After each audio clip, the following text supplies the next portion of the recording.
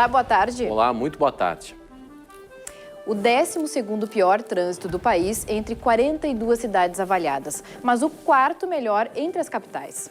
Porto Alegre obteve esses resultados em uma pesquisa que mostrou uma realidade contraditória para motoristas e pedestres ciclistas.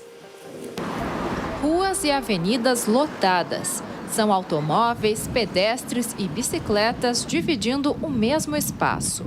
Quem utiliza o carro para se locomover pela capital diz que é preciso ter paciência.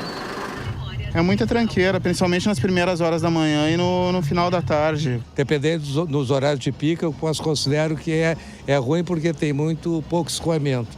Normalmente é um caos. Horário de pico, sempre problemático. Uma pesquisa realizada com usuários do aplicativo Waze apontou que o trânsito em Porto Alegre é o 12º pior entre 42 cidades brasileiras.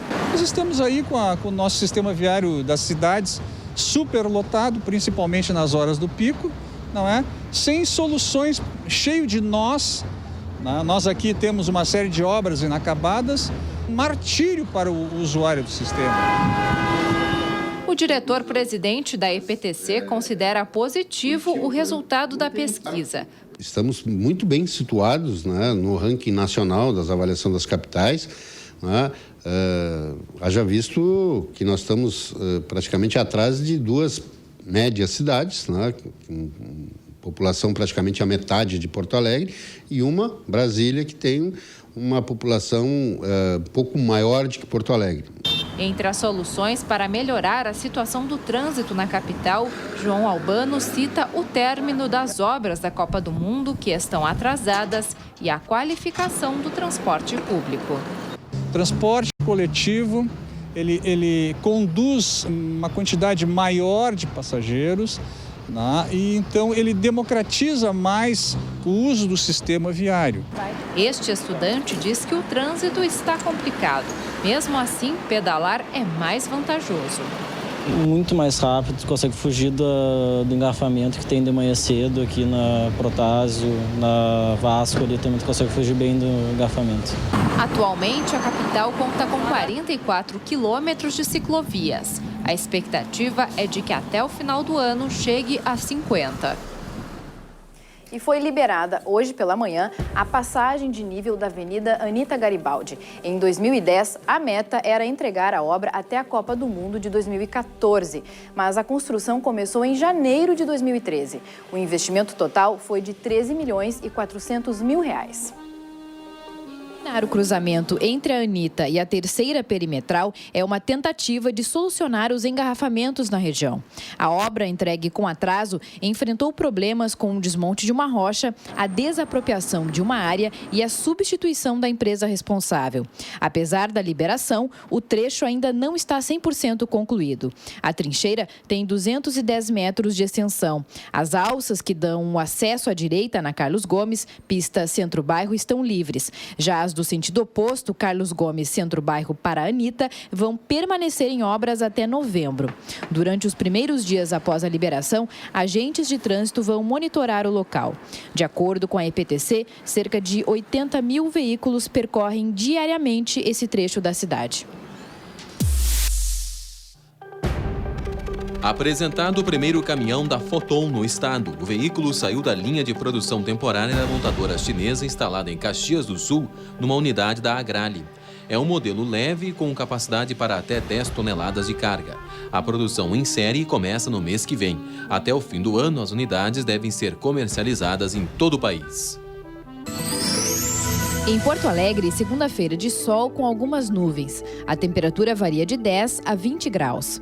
No Vale dos Sinos, tempo bom com pouca nebulosidade. Em Novo Hamburgo, máxima de 20 graus.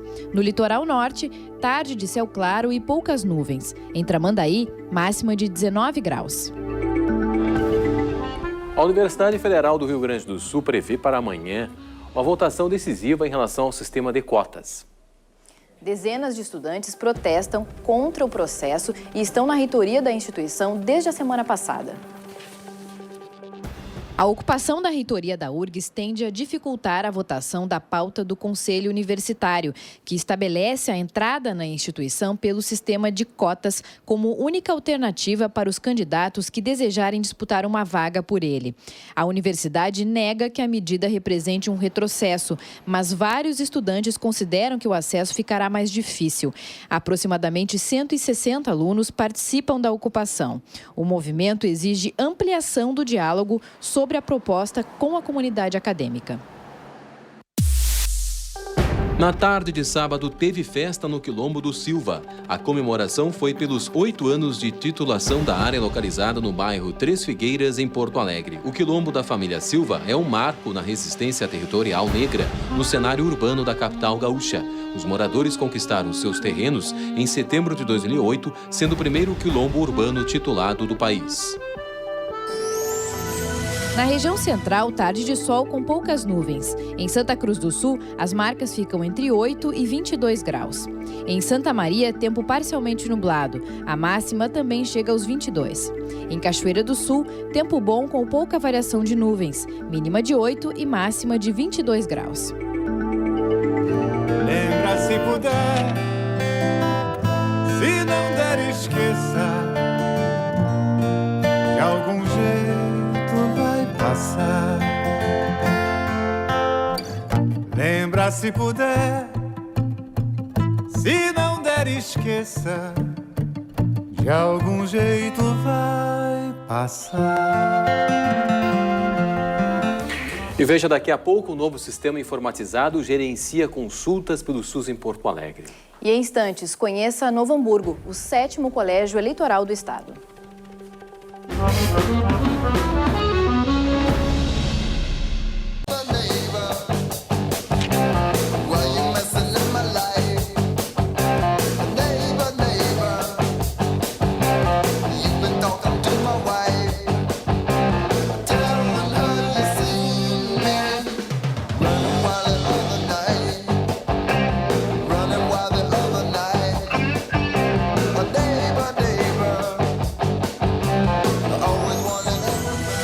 Na Serra Gaúcha, tempo firme com aumento de nuvens a partir da tarde.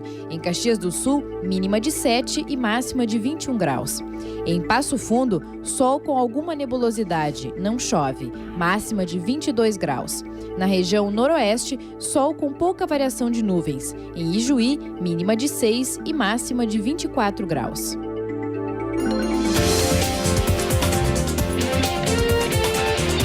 Eu acredito muito na sustentabilidade, geração através do lixo, geração até através de aproveitamentos de adubo da geração do lixo, proporcionar gás, que isso também representa renda, incentivar mais recicladoras, principalmente no material reciclável, poderem também sobreviver através do lixo decentemente. Eu acredito muito no turismo, de lazer, de negócio e esportivo. Eu acho que com a minha experiência de Festa da Uva, nós podemos fazer do turismo, dar um impulso em Caxias e ser também uma grande geração de emprego e renda. Nós devemos fazer dos nossos roteiros turísticos um incentivo, que o empreendedor veja nisso uma forma de incentivo e ele se motive a investir em Caxias. E nós vamos fazer isso. E o terceiro, a inovação e a tecnologia. Eu acredito muito na inovação e na tecnologia como ferramentas para redução de prazos, para nós poder, através da geração de emprego na inovação, na tecnologia, tecnologias limpas, reaproveitamento do lixo. E hoje é dia de conhecer as propostas dos candidatos à Prefeitura de Novo Hamburgo. O debate começa às 9 da noite aqui na TVE e pelo Facebook da emissora. Saiba um pouco mais deste município, que é o 7º colégio eleitoral do estado, com 178.100 eleitores. Encravada entre morros, a maior cidade do Vale dos Sinos tem 250 mil habitantes. De imigração alemã e italiana, a principal atividade econômica está na produção de sapatos, o que dá a Novo Hamburgo o título de capital nacional dos calçados. Mas quem mora por aqui também aponta problemas. Muito buraco nas ruas, muito mal cuidado na nossa cidade, muito mal. A segurança está bem fraca por aqui. E faltando tão pouco tempo para as eleições, o eleitor aqui de Novo Hamburgo ainda não sabe em quantos candidatos poderá votar para prefeito no dia da eleição. Ayrton dos Santos, do Partido Verde, teve a candidatura indeferida, mas entrou com recurso e pode seguir com a campanha até a definição da Justiça Eleitoral. Os demais candidatos são Fátima Daut, do PSDB, Leonardo Hoff, do PP, Luiz Lauermann, do PT, Mauro Brochier, do PMN, Paulo Ritzel, do PMDB e Rafael Schuller, do PSOL. 197 candidatos disputam a Câmara de Vereadores. A cidade está em clima de eleição. Nas ruas é comum ver carros de som, bandeiraços e distribuição de santinhos. Quem recebe o material diz que tudo é válido para decidir em quem votar. Ajuda. Na verdade eu vou mais pelo caráter do candidato, vou pesquisar sobre ele, né?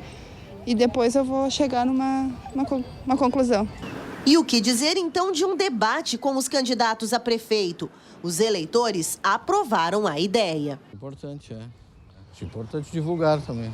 Bem interessante que ainda a gente estava falando em casa, que a gente assiste de outros lugares, né? E a gente às vezes não sabe, não tem acesso para estar acompanhando, né? E tem às vezes até candidatos que a gente nem ouviu falar. Então é bem interessante. Interessante também ser divulgado. É muito importante isso. Daí a gente pode acompanhar, né? E dali tirar alguma coisa, né? Do que vai ser feito.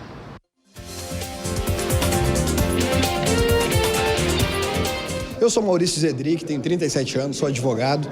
Tenho muito prazer em poder conduzir aqui a coligação Novas Ideias, um Novo Início. Nós vamos trabalhar uma Porto Alegre mais segura, uma Porto Alegre mais moderna e uma Porto Alegre mais colaborativa, que tem agilidade nos serviços básicos, no licenciamento, desde aquelas obras mais simples, como a poda de uma árvore, o conserto de um buraco, até obras que envolvam a segurança pública, com o contraturno para as crianças, a qualificação da educação e um ambiente que tem o berço do empreendedorismo. Porto Alegre precisa combater a crise investindo em Porto Alegre, garantindo que cada porto-alegrense possa ter aqui um espaço, uma ambiência de melhorias, de uma nova capital com esse projeto que nós estamos narrando. A garantia de integração entre todos, com um modelo colaborativo e com a modernidade da gestão. São práticas que nós temos trazido com métodos, com ações, com propostas concretas para essa nova capital. Por isso, Porto Alegre quer um novo início. Porto Alegre é Maurício e Bonetti. O último sábado foi o dia D da campanha nacional de multivacinação. Em Porto Alegre, 141 unidades de saúde abriram para colocar em dia a vacinação de crianças com até 5 anos incompletos, crianças com até 9 anos de idade e adolescentes de 10 a 15 anos. A campanha, que segue até o dia 30 de setembro, contempla 13 tipos de vacinas. Está em operação em todas as 141 unidades de saúde de Porto Alegre um novo sistema informatizado que irá otimizar o gerenciamento de consultas pelo SUS na capital. A prioridade são os casos mais graves e urgentes.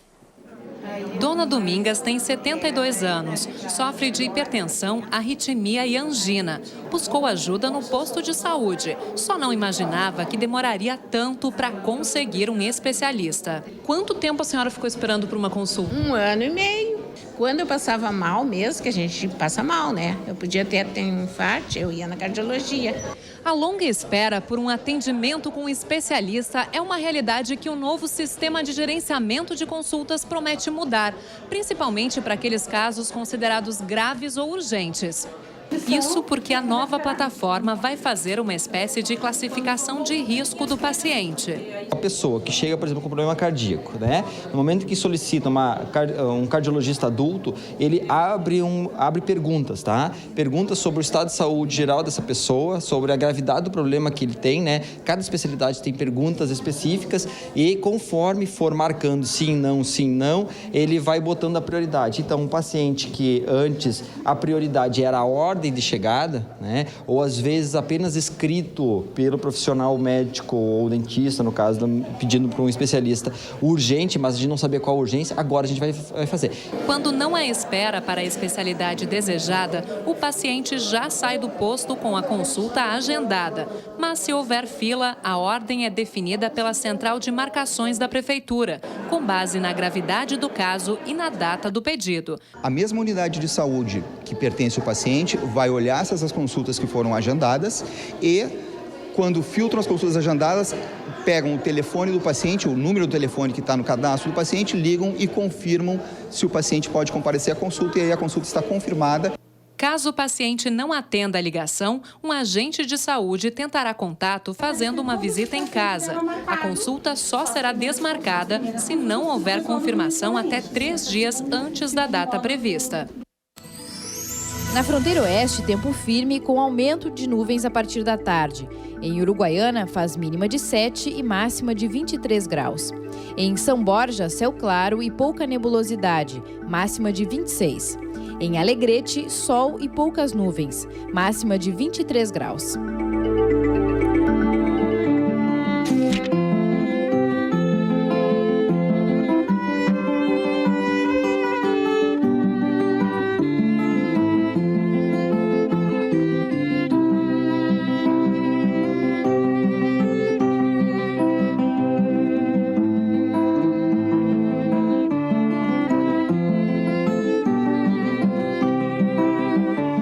Veja daqui a pouco, hoje é o Dia Nacional do Surdo. No Brasil, são mais de 340 mil com ausência total de audição e no Rio Grande do Sul, 18.700.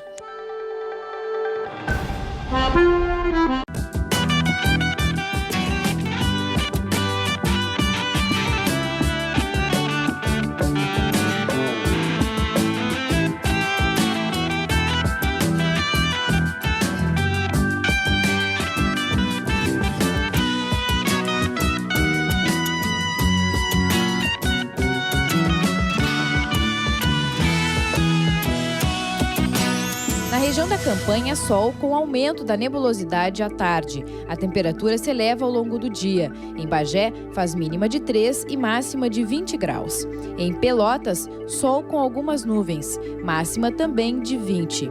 No litoral sul, tempo firme e poucas nuvens. Em Rio Grande, a temperatura varia de 7 a 19 graus.